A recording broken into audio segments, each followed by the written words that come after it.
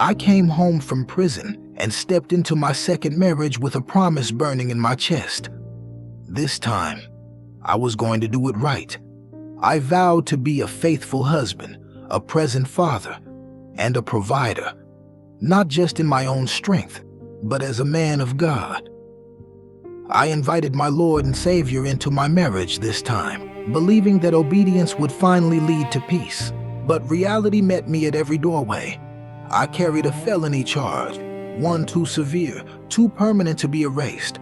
No matter how strong my resume was, no matter how well the interview went, it always ended the same. We love your experience and your attitude, but due to your record, we can't offer you this position. Door after door closed. Hope wore thin. Dignity took hit after hit. The pressure followed me home. My wife and I argued constantly, voices raised, patience gone. I felt useless, less than a man. Not being able to provide broke something deep inside me.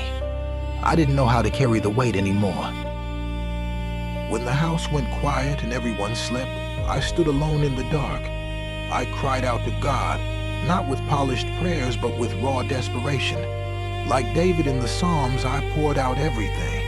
Anger, confusion, fear.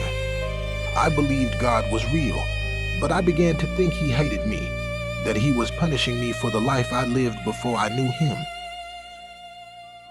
I couldn't understand why every path to provide for my family was blocked.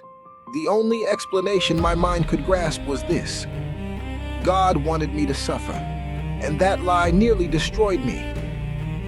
After one final argument, I told myself, I'm done. I walked into the kitchen, grabbed a knife, and shut myself inside the bedroom. I sat with my back against the door, on purpose, so no one could stop what I had planned.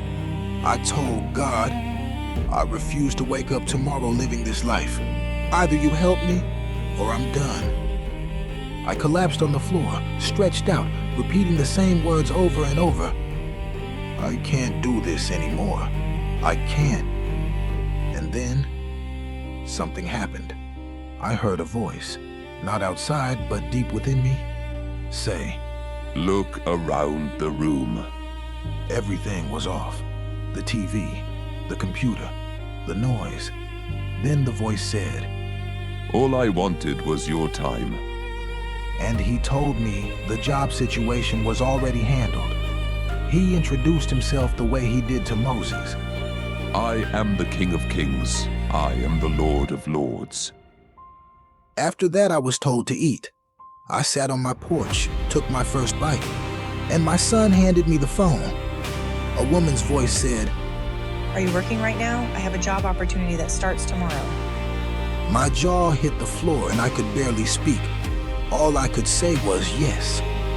I ran from the front porch straight into the bedroom, shut the door and fell to my knees and wept like a child. The same God who led Israel out of Egypt had spoken to me. He had already provided. All he wanted was my time. Today, I am a successful controls engineer with no college degree, learning electrical systems, programming, and automation, traveling the world for work, not because of me, but because he is my source.